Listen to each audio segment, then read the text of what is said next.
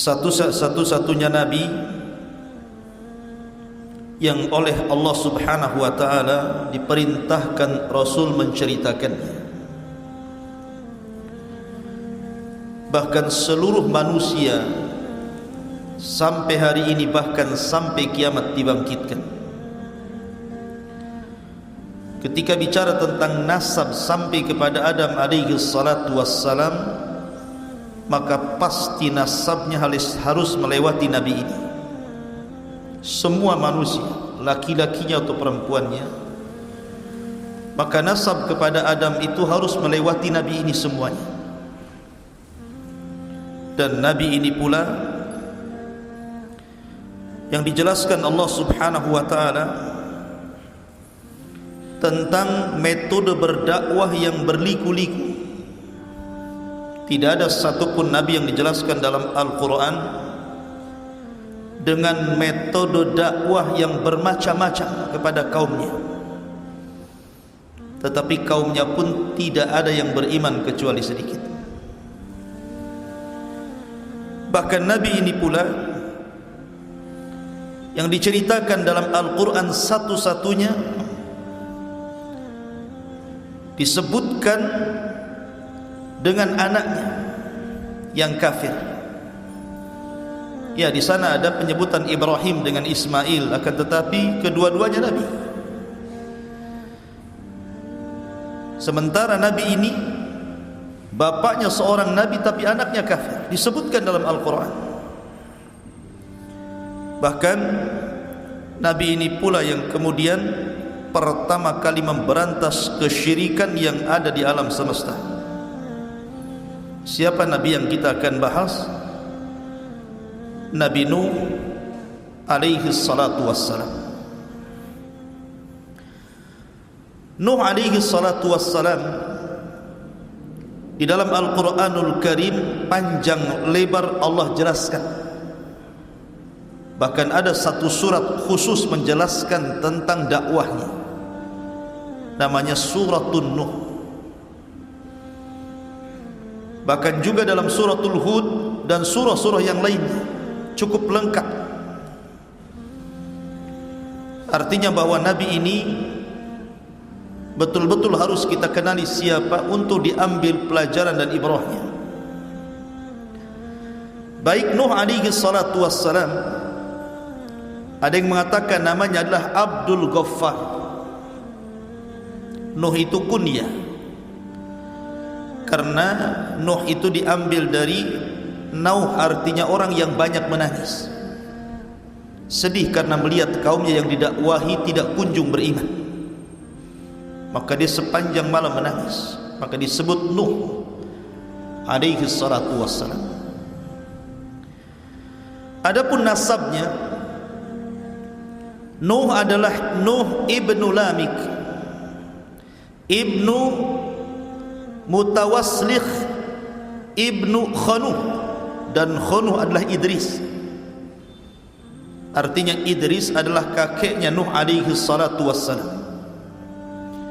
Ibn Yarid, Ibn Mahlail, Ibn Qainan, Ibn Anush, Ibn Shith, Ibn Adam alaihi salatu wassalam, Abul Basharil Ulah.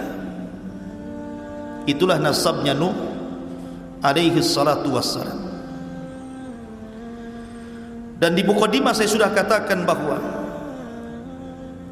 seluruh manusia sepeninggal Nuh, di zaman orang-orang sebelum Nuh dan juga di zaman Nuh alaihi salatu wassalam yang terkena azab, ketika itu tidak tersisa dalam perahu kecuali Nuh dan beberapa orang anak serta cucu dan menantu-menantunya saja. Sehingga manusia setelah peristiwa itu nasabnya kembali kepada Nuh alaihi salatu wassalam. Makanya Nuh disebut Abul Bashari Tsani, bapak manusia yang kedua, karena nasab kita semua sampai kepada Nuh. Antum juga Habib, tetapi keturunan Nuh, walaupun pesek.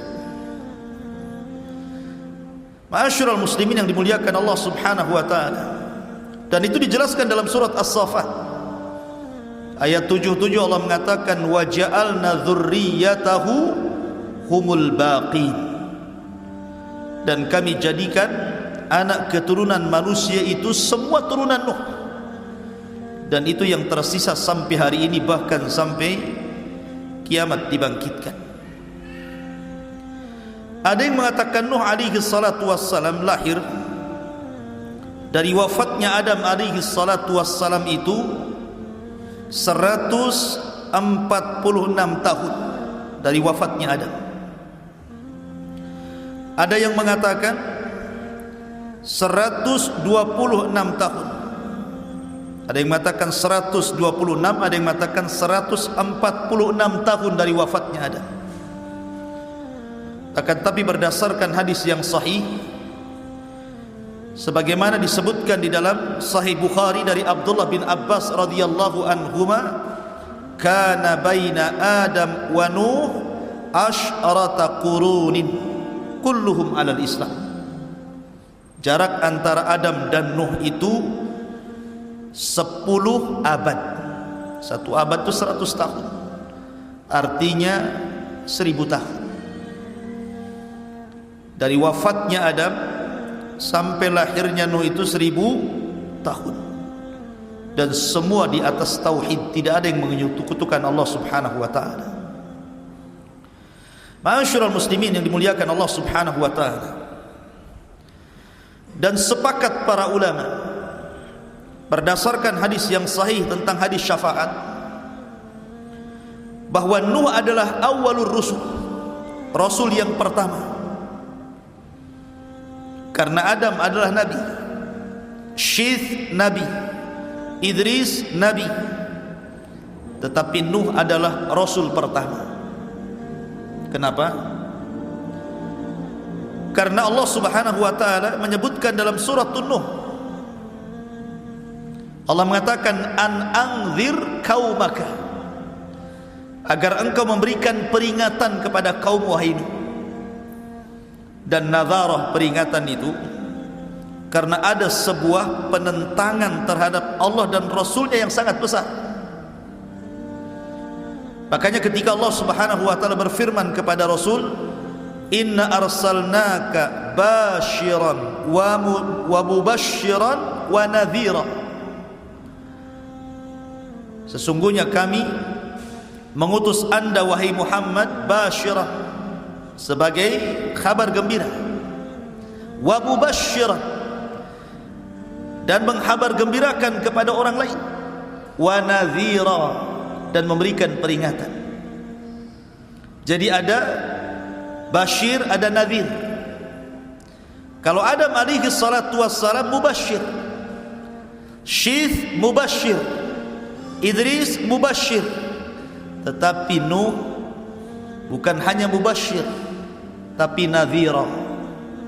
An anzir kaumaka, disuruh memberikan peringatan, karena dia adalah rasul pertama yang memperingati manusia dari kesyirikan. Karena sebelumnya belum ada syirik. Adam diutus kepada anak-anaknya, tidak ada kesyirikan. Kemudian Syith diutus kepada saudara-saudaranya, tidak ada kesyirikan.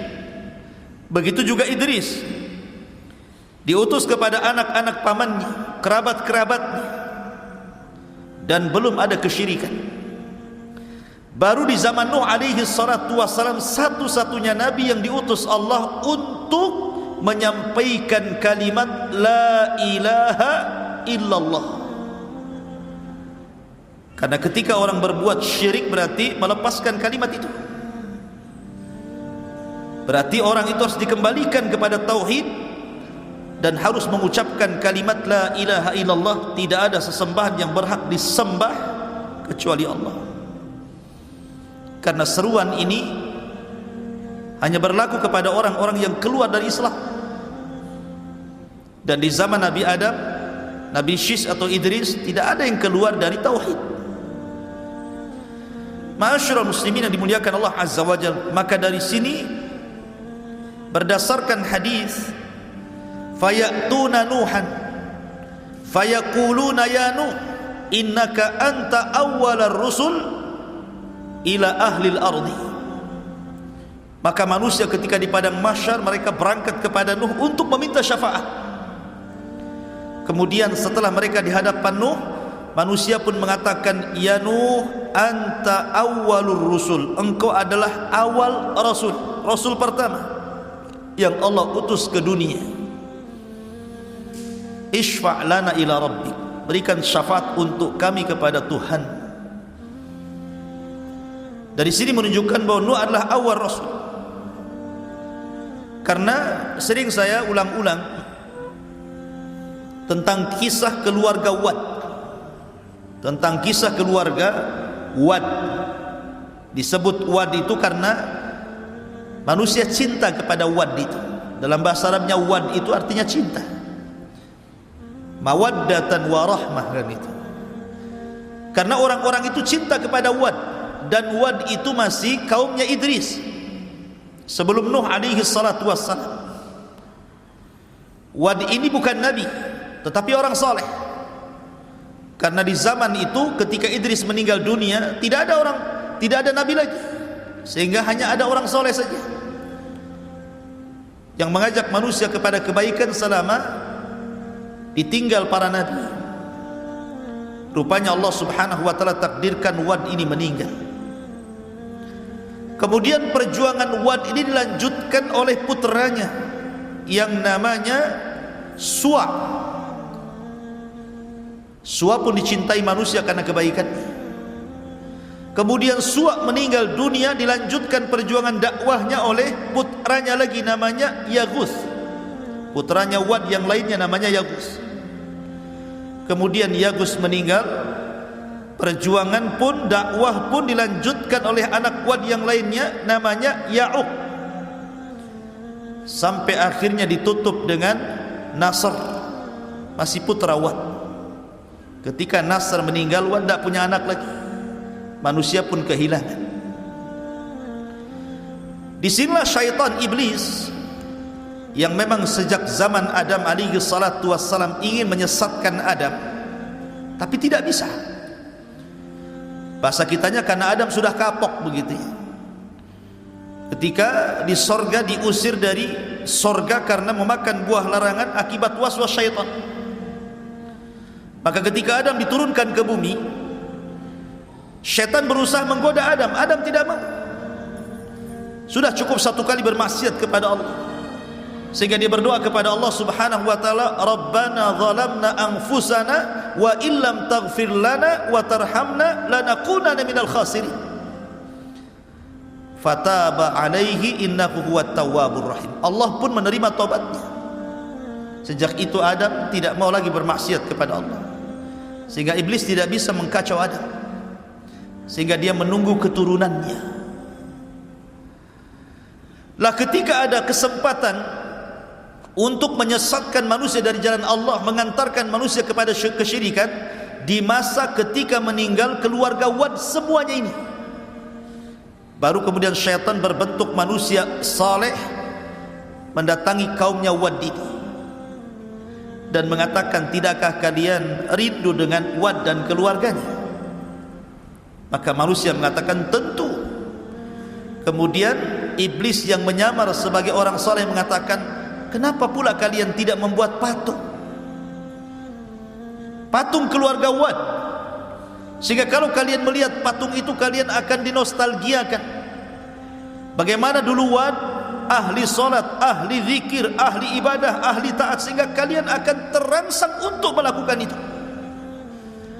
Akhirnya dibuatlah patung Wad, Suwa, Yaghus, Ya'uq, Nasr, ditempatkan di sebuah tempat khusus di ketinggian, sehingga kalau mereka lewat melihat patung-patung itu terangsang untuk beribadah, tapi tidak ada kesyirikan. Kemudian generasi pertama pembuat patung meninggal, datang generasi kedua.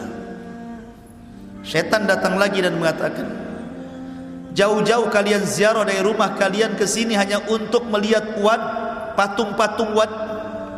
Kenapa kalian tidak memproduksi saja banyak-banyak? Letakkan patung itu di rumah-rumah kalian, tak perlu lagi kalian datang kemari. Subhanallah, dia khutuwat syaitan namanya. Setan itu kalau menyesatkan orang selangkah-selangkah, akhirnya diproduksi banyak-banyak, diletakkan di rumah-rumah orang itu. Generasi kedua meninggal, datang generasi ketiga, tidak tahu apa-apa maksudnya apa itu. Iblis datang lagi berbentuk orang saleh dan mengatakan, aku loh hidup di zaman bapak kalian, di zaman kakek kalian, di zaman orang yang membuat patung-patung ini. Tujuan mereka satu, mereka itu menyembah patung-patung itu dalam rangka mendekatkan diri kepada Allah. Dari sinilah terjadi kesyirikan pertama. Mulailah manusia menyembah Wad, patungnya Wad, patungnya Suwa, patungnya Yagus, Yauk dan Nasr. Sampai generasi berikutnya, maka patung-patung itu dirubah menjadi patung-patung binatang. Ada yang mengatakan Wad itu patung manusia, Suwa itu patung kuda, kemudian Yagus itu patung berbentuk harimau, kemudian Yauk dan Nasr itu berbentuk burung gitu ya. Jadilah kemudian disembah di mana-mana. Lihat bagaimana cerdasnya syaitan untuk menyesatkan manusia dari tauhid menuju syirik.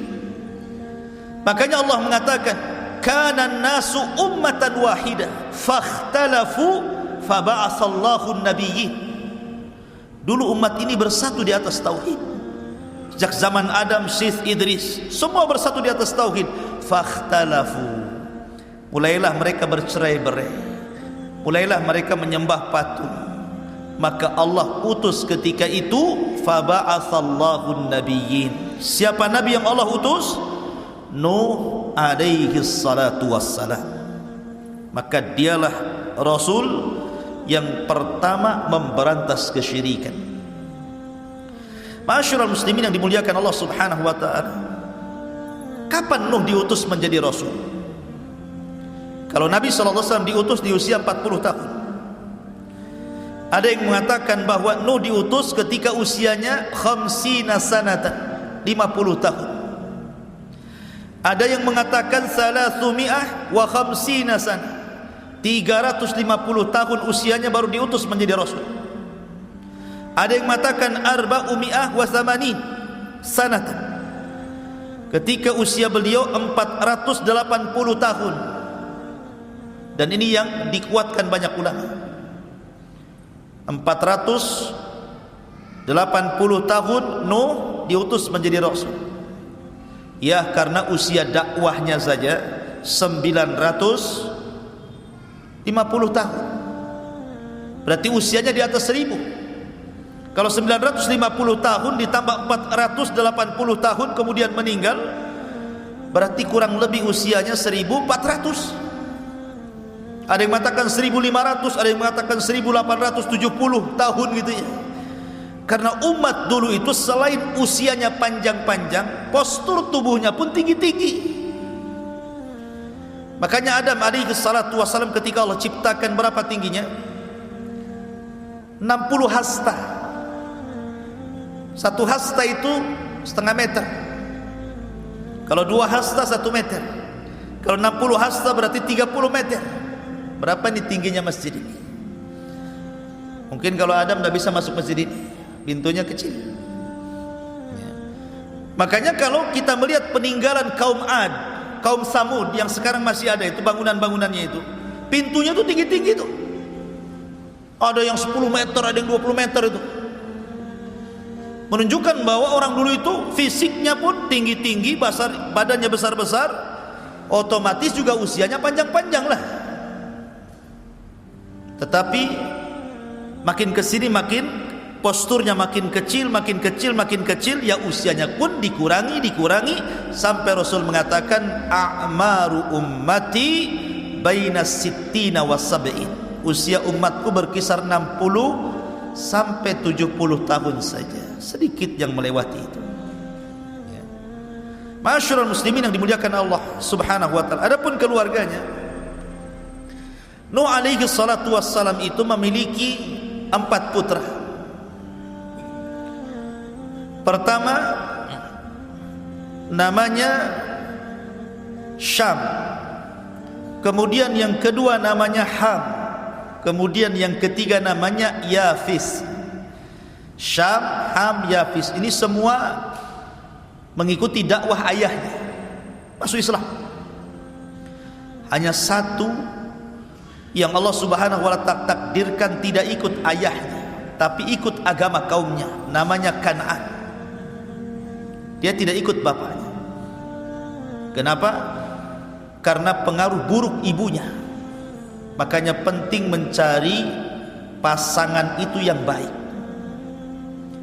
Karena kalau antum memiliki istri yang buruk akan mempengaruhi kepada keburukan anak antum. Lihat kepada istri Nuh alaihi salatu wassalam, satu-satunya, bahkan satu di antara dua istri Nabi yang dijadikan percontohan kepada orang-orang kafir. Wa daraballahu mathalan lilladzina kafaru imra'atah. Dan Allah jadikan permisalan terhadap orang-orang kafir dua perempuan. Perempuan siapa? Imra'atu Nuhin wa imra'atu Lut. Imra'atu Nuhin wa imra'atu Lut. Istri daripada Nuh dan istri daripada Lut. Dua-duanya kafir, padahal suaminya Nabi. Maka karena keburukan akhlak istrinya Nuh, turun kepada Kan'an, turun kepada anaknya Kan'an, dua-duanya kufur. Subhanallah ya. Nuh diuji dengan istri dan satu anaknya ini. Padahal Nuh sudah berusaha menyelamatkan anak loh ya. Ketika dia di atas perahu, dia lihat Kan'annya sudah lari-lari ke bukit tinggi-tinggi untuk menyelamatkan dari banjir. Nuh sudah berteriak, ya bunayyar kam ma'ana, hei anakku naik ke perahu, karena tidak ada yang selamat hari ini. Tapi anaknya mengatakan, sa'awi ilal jabal, hendak saya akan cari tempat yang paling tinggi. Memang sampai di mana banjir ini katanya.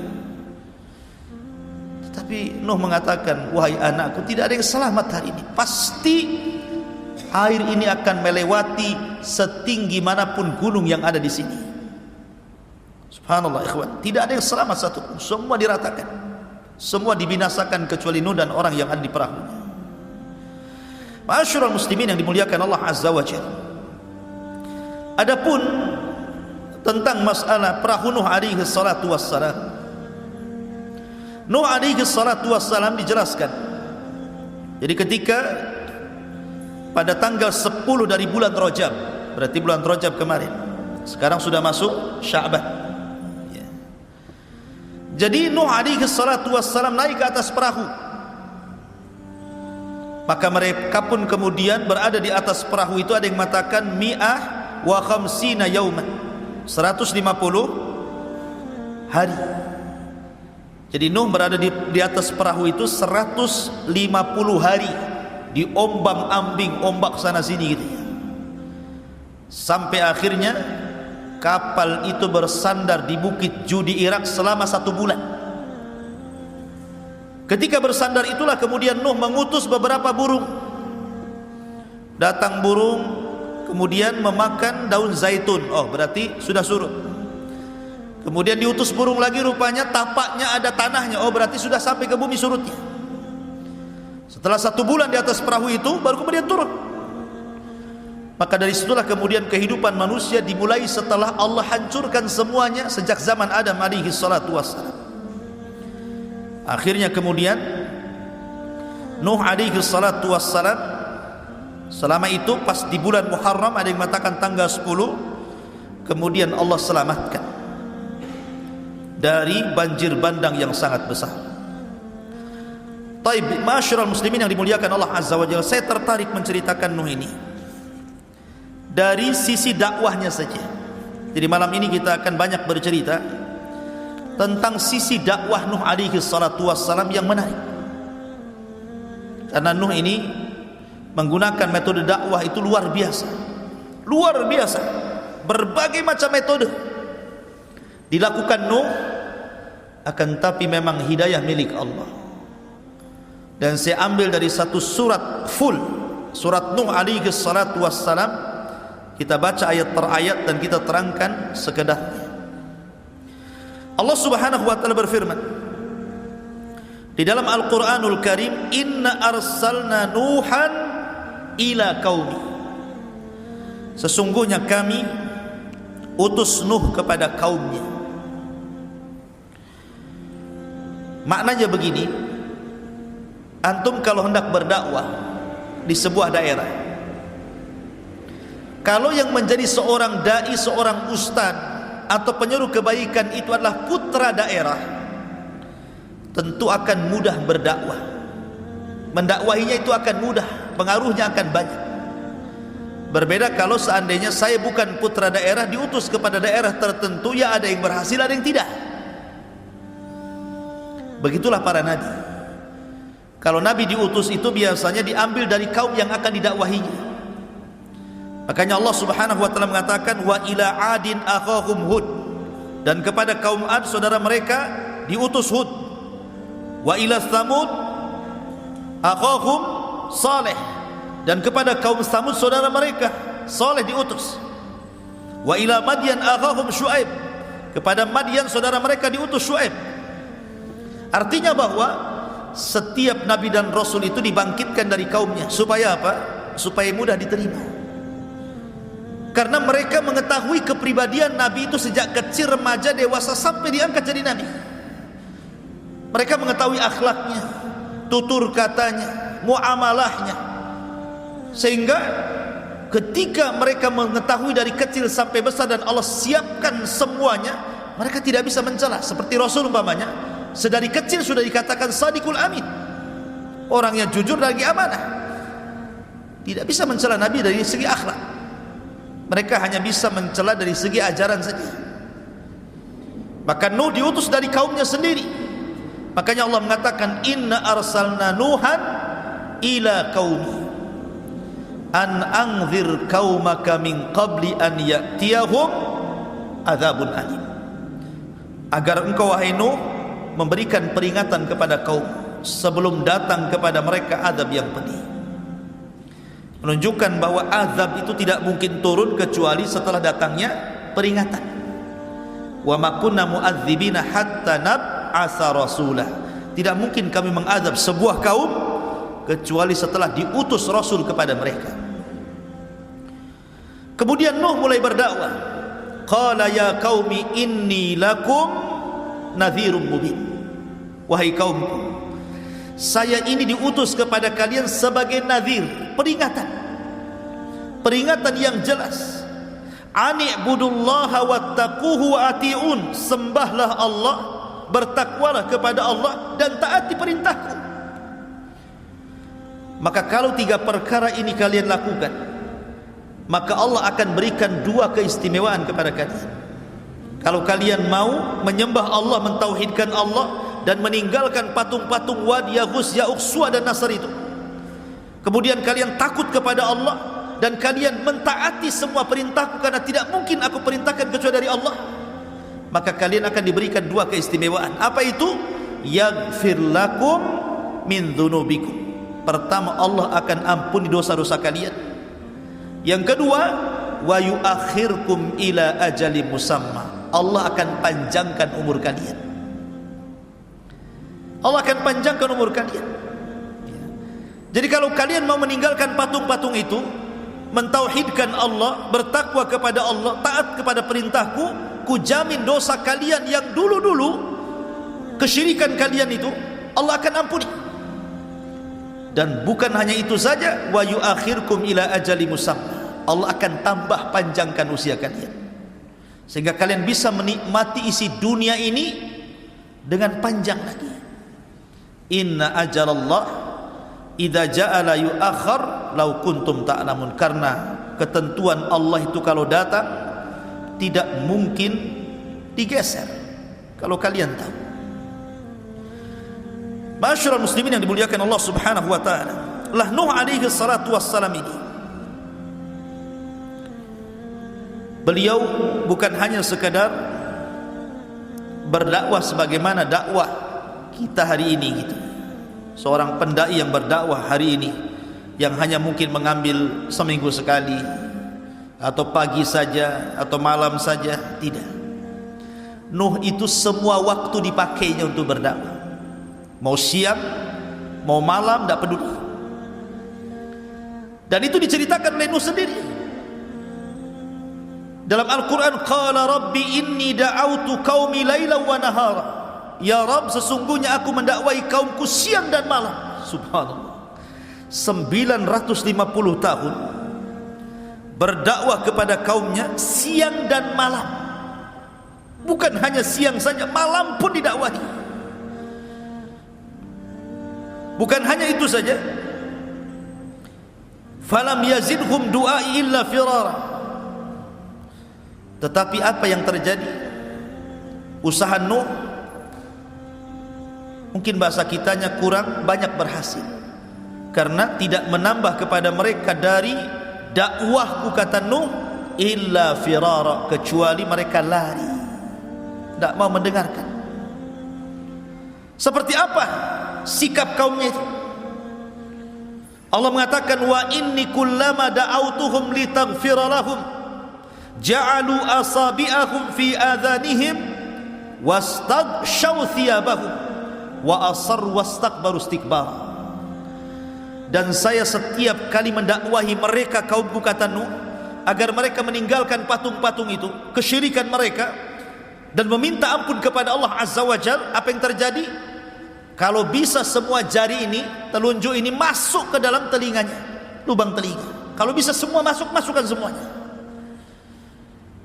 Ketika Nuh apabila mendakwai kaumnya kemudian mulai masukkan jarinya ini di dalam lubang telinganya, mulai dia pakai isyarat. Pakai isyarat, karena kalau ngomong kan nggak didengar. Gimana didengar? Wong ini telinganya sudah ditutup. Terpaksa pakai isyarat. Orang bisu gitu ya, pakai isyarat gitu. Mungkin satu-satu gitu. Gitu ya. Lah setiap kemudian Nuh, bayangkan, mulai dari bicara, setelah itu mereka menutup kuping, maka Nuh pakai isyarat. Ketika Nuh merubah dakwahnya dari bicara ke isyarat, akhirnya wastaghshaw thiyabahum, mereka pun tidak mau melihat isyarat telunjuk-telunjuk Nuh, diambilnya baju, ditutup wajahnya. Anda bisa bayangkan. Cukup wa asarru. Kalau Nuh bicara, mereka pun bicara. Coba bayangkan, saya sedang berdakwah kepada antum seperti itu, ataupun ngobrol semuanya. Siapa yang tahan duat seperti ini? Atau ketika saya berbicara, tiba-tiba antum ambil handset, handphone diletakkan pula di telinga antum. Atau kemudian mengambil pakaian, ditutupnya wajah antum gitu kan. Siapa yang sabar seorang ustaz, seorang dai menghadapi kaum yang seperti ini? Coba. Enggak ada. Saya jamin semua ustaz kalau dihadapkan dengan kaum seperti ini pasti resign jadi ustaz. Saya berhenti saja jadi ustaz. Karena sudah melampau kan gitu. Bicara ditutup telinga, pakai isyarat ditutup wajah. Mulai dilantangkan bicaranya, mereka malah teriak-teriak. Wastakbaru istikbara, makin congkak sombong, menolak kebaikan. Summa inni da'autuhum jihara, summa inni a'lantu lahum wa asrartu lahum israra. Oh, boleh jadi mungkin ada di antara kaum Nuh itu ada yang ingin masuk ke dalam Nuh tetapi takut. Kan ada tuh umpamanya, seperti di zaman Nabi kan ada dakwah namanya dakwah sirriyah, ada dakwah jahriyah kan. Ada dakwah sirriyah, door to door bahasa kitanya, dari pintu ke pintu, tidak ramai di depan manusia. Ada dakwah jahriyah, terang-terangan. Tapi ada kemudian sahabat Rasul yang ingin masuk Islam tapi takut menyembunyikan keislamannya. Makanya ketika permulaan Islam datang Abi Dzar Al-Ghifari, Jundub ibn Junadah ingin masuk Islam. Kemudian setelah masuk Islam kata Rasul, uktum islamak, sembunyikan keislaman. Jadi ada beberapa sahabat yang menyembunyikan keislaman. Maka boleh jadi mungkin kalau saya terang-terangan, kata Nuh, ada yang ingin masuk kepada dakwahku, takut mereka. Maka Nuh pakai metode dengan cara apa? Door to door. Makanya kemudian Allah mengatakan, summa inni da'autuhum jihara, kemudian aku berdakwah terang-terangan.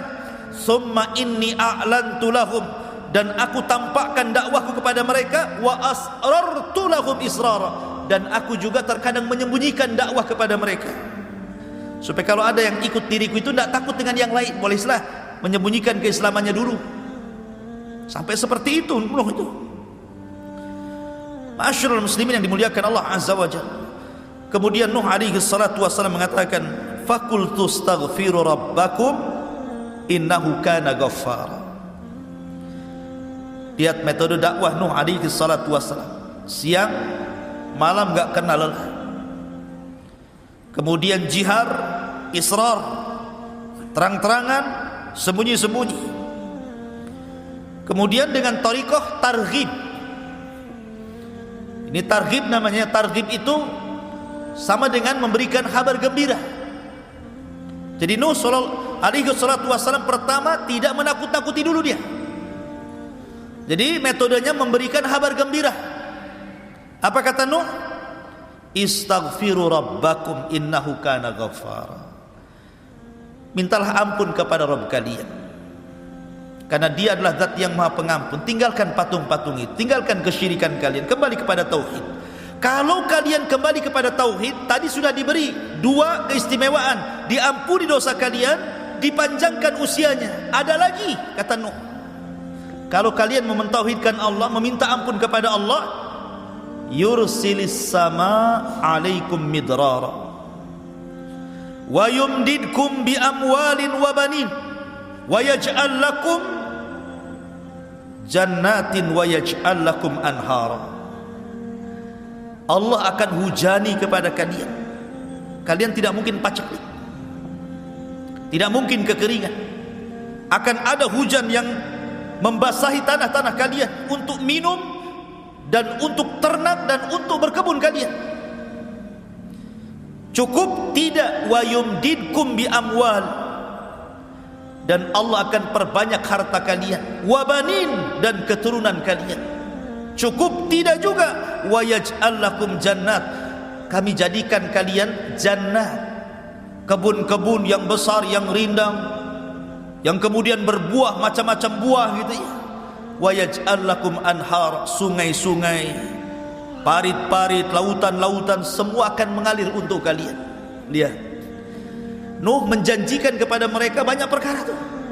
Asal kalian tobat, beriman kepada Allah, mentauhidkan Allah, istighfar kepada Allah, Allah ampun dosa kalian, Allah akan panjangkan usia kalian, Allah berikan hujan kepada kalian, Allah perbanyak harta dan keturunan kalian, Allah suburkan kebun kalian, bahkan Allah akan berikan sungai-sungai dan air-air yang bermanfaat kepada kalian. Cukup gimana ini? Ini janji loh ya. Dikasih kabar gembira. Tetapi apa yang terjadi? Tetap saja rupanya tidak mempan dengan cara diberikan kabar gembira. Sekarang berbalik nih. Karena dengan cara kabar gembira tidak mempan, Nuh mulai menakut-nakuti. Allah mengatakan, malakum la tarjuna lillahi waqara, malakum la tarjuna lillahi waqara. Kenapa kalian tidak takut kepada Allah subhanahu wa ta'ala dan tidak mengagungkannya? Kata Sufyan ibn Uyainah rahimahullahu ta'ala, orang yang bermaksiat kepada Allah hakikatnya dia tidak pernah takut kepada Allah dan tidak pernah mengagungkannya. Kemudian Nuh memberikan logika, karena ada orang-orang yang kalau dikasih dalil itu tidak mempan. Pamannya dalil tentang wujudnya Allah, antum bacakan ayatnya, memang dia mengingkari Quran, ngapain dibacakan Quran? Dibacakan hadis Nabi SAW ditentangnya, memang dia mengingkari kerasulan Nabi SAW, buat apa dibacakan hadis? Sehingga terkadang berdakwah itu perlu logika. Maka Nuh menggunakan metode logika lagi dia, dan mengatakan, wa qad khalaqakum atwara, alam tara kaifa khalaqallahu sab'a samawatin tibaqa wa ja'ala al-qamara fihinna nuran wa ja'ala asy-syamsa siraja wallahu ambatakum minal ardi nabata thumma yu'idukum fiha wa yukhrijukum ikhraja wallahu ja'ala lakumul arda bisata litaskunu minha subulan fijaja. Apa katanya? Malakum la tarjuna lillahi waqara. Kenapa kalian tidak takut kepada Allah? Apakah tidak takut azab? Ya. Tidakkah Allah Subhanahu wa taala telah menciptakan kalian bertingkat-tingkat, mulai daripada segumpal mani, kemudian jadi segumpal darah, kemudian jadi segumpal daging, kemudian jadi janin, ditiupkan ruh keluar ke bumi, masa kecil, masa remaja, dewasa, Allah berikan rizki banyak kepada kalian. Siapa yang membuat engkau seperti itu kalau bukan Allah? Ya. Alam taro kaifa khalaqallahu sab'as samawatin tibaqa. Tidakkah kau lihat langit? Berapa lapis langit ke atas itu? 7 lapis. Tidak mungkin langit 7 juga ada. Pasti ada yang menciptakannya. Siapa yang menciptakannya kalau bukan karena Allah? Wa ja'ala al-qamara fihinna nuran wa ja'ala asy-syamsa siraja. Atau kau tidak lihat bulan yang bercahaya? Begitu juga matahari yang terang benderang. Coba kalau seandainya malam ini dibuat sampai kiamat, siapa yang bisa mendatangkan terang? Atau siang dibuat sampai kiamat, siapa yang akan mendatangkan gelap? Sementara sekarang ada siang ada malam, lah siapa yang memutar balikan ada siang ada malam ini? Apa berputar sendiri begitu? Tidak. Makanya kenapa Abi Hanifah, sering saya ceritakan kepada antum, ketika berdebat dengan orang-orang Sumaniyin, para penyembah dahri, orang-orang ateis, orang-orang yang tidak mengakui adanya Tuhan, kemudian mengajak berdebat kepada Abi Hanifah. Kata Abi Hanifah, kalau kita berdua berdebat percuma. Kita berdebat di hadapan orang ketiga, hakim, amir. Oke? Akhirnya kemudian ditentukan waktu debatnya. Pada waktunya seorang ateis ini sudah di hadapan hakim. Abu Hanifah tidak datang-datang. Harusnya pagi sudah ditunggu, sore pula dia baru datang. Pas Abi Hanifah datang, dicelanya Abi Hanifah dan mengatakan, engkau ini imam, seorang ulama, kepercayaan kaum muslimin, tapi kau tidak amanah. Harusnya kau tepat waktu, kenapa kau terlambat? Kata Abi Hanifah, bukan itu masalahnya. Yang membuat aku terlambat karena aku terhenti di pinggir sungai. Ketika aku melihat ada halilintar membelah pohon, kemudian pohonnya terbelah jadi 2. Yang satu tetap nancap, yang separuhnya kemudian terbang ke air. Yang separuh terbang ke air itu perhatikan saja. Tiba-tiba kemudian pohon yang di air ini terbelah-belah kecil. Kemudian tiba-tiba teranyam. Kemudian tiba-tiba sudah ada besinya saja. Tiba-tiba berbentuk perahu dia. Maka aku pun naik ke dalam perahu itu. Kemudian perahu tiba-tiba jalan sendiri, dan akhirnya akulah sampai kepada sini, katanya. Baru sampai aku ke sini. Maka sang ateis mengatakan, kadzabta, dustakan. Mana bisa perahu ujug-ujug jadi gitu? Ya, harus diserut dulu, kan gitu ya, dirangkai dulu, dipaku dulu, ujug-ujug jadi gitu aja perahu gitu kan. Berarti kata Abi Hanifah, kalau perahu saja tidak mungkin tiba-tiba jadi perahu dari batang kayu, apakah alam semesta ini tiba-tiba ada? Yang kecil saja harus ada yang membuat, masa langit dan bumi nggak ada yang membuat? Bahasanya kan seperti itu, ya kan? Ma'asyiral muslimin yang dimuliakan Allah Azza wa Jalla, wallahu ambatakum minal ardi nabata, dan Allah yang menumbuhkan kalian dari bumi, untuk kalian dari bumi nabat, tumbuh-tumbuhan, sayur-sayuran macam-macam. Thumma yu'idukum fiha wa yukhrijukum ikhraja. Kemudian Allah kembalikan kalian, maksudnya Allah wafatkan kalian, wa yukhrijukum ikhraja, kemudian Allah keluarkan dan bangkitkan kembali pada hari berbangkit nanti. Wallahu ja'ala lakumul arda bisata, dan Allah telah jadikan bumi ini terhampar sehingga kita bisa berjalan dengan tenang, ya. Litaskunu fiha, litaskunu minha, agar engkau bisa tinggal di bumi yang datar itu, subulan fijaja, bahkan bisa berjalan ke sana kemari. Ini namanya dalilul akli, namanya dalil akal tentang wujudnya Allah Subhanahu wa ta'ala. Karena mereka menyebutkan Allah. Maknanya begini, Nuh itu mau mengatakan seperti ini sebenarnya. Apakah yang menciptakan langit dan bumi itu Tuhan ini, Wad, Yagus, Ya'uq yang kalian sembah ini, ataukah Allah? Atau yang menumbuhkan tumbuh-tumbuhan ini patung-patung kalian ataukah Allah? Nah, gitu maksudnya. Jadi diajak secara logika gitu ya. Tetapi memang kaumnya adalah kaum yang degil, ikhwan. Tak juga dapat hidayah. Enggak ada dapat hidayah. Sehingga Nuh alaihi salatu wassalam mengatakan, Rabbi innahum asawni wattaba'u ma lam yazidhu maluhu wa waladuhu illa khasara. Qala Nuh, berkata Nuh, ya Rabb, kaumku tidak menerima dakwahku, mereka justru bermaksiat kepadaku, dan mereka justru mengikuti orang yang memiliki harta dan anak yang tidak manfaat untuk mereka. Mereka lebih memilih para pembesar, orang-orang kaya.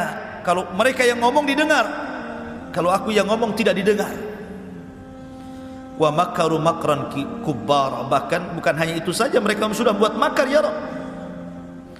Dan mereka mengatakan, la tadharunna alihatakum, jangan kalian gubris usapan si Nuh itu, jangan kalian tinggalkan patung-patung ini, Wad, Suwa, Yaghus, Ya'uq dan juga Nasr. Wa qalu la tadarunna alihatakum wa la tadarunna waddan wala suwa'an wala yaghutha wa ya'uq wa nasra. Jangan kalian dengarkan ucapan si Nuh itu, tetap kalian harus menyembah patung-patung ini. Jangan kalian tinggalkan Wad, Suwa, Ya'uq, Nasr. Wa qad adallu katsiran wa la tazididz zalimina illa dhilala. Dan sungguh mereka sudah sesat dengan kesesatan yang banyak sekali, dan tidaklah orang-orang zalim itu menambah kecuali kesesatan saja.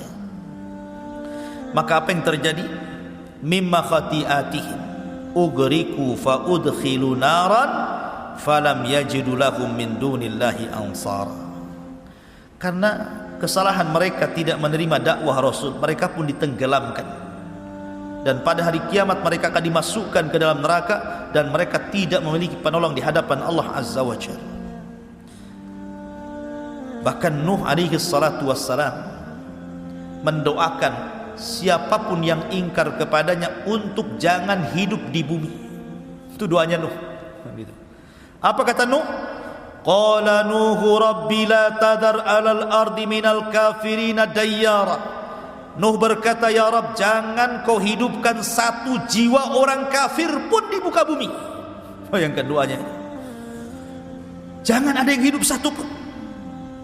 Innaka intadarhum, apa alasannya?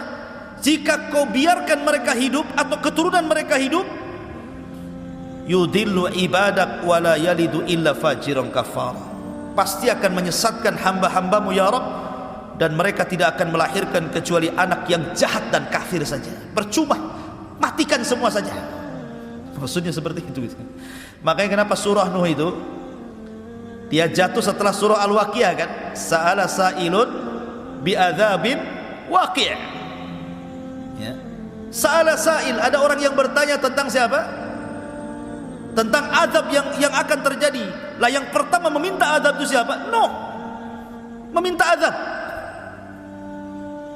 Karena di zaman itu tidak ada yang meminta azab seperti Nuh. Dialah yang pertama meminta azab untuk ditimpakan kepada kaumnya.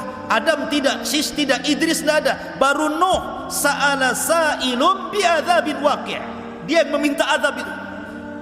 Ya Allah, berikan azab kepada mereka. Allahumma inni maglubun fantasir.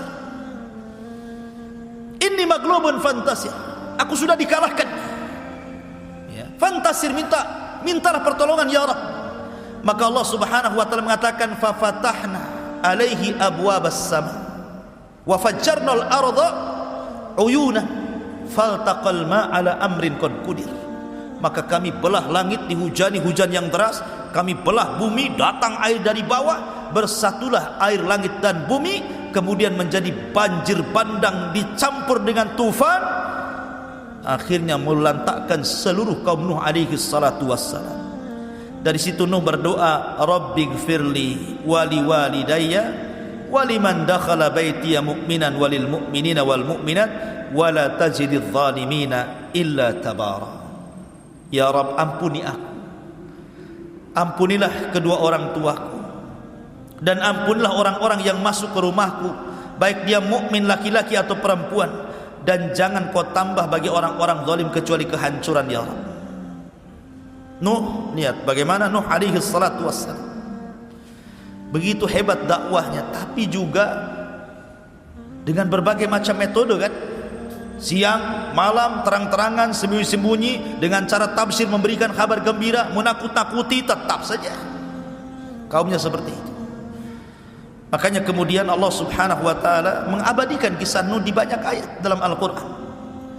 Bagaimana dakwahnya Nuh alaihi salatu wassalam. Ma'asyiral muslimin yang dimuliakan Allah Azza wa Jalla, pelajaran besar dari kisah Nuh alaihi salatu wassalam adalah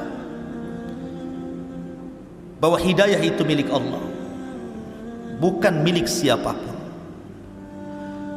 Nabi Ibrahim alaihi salatu wassalam diuji dengan ayahnya Azar. Azar tidak masuk Islam, tidak masuk agama Ibrahim.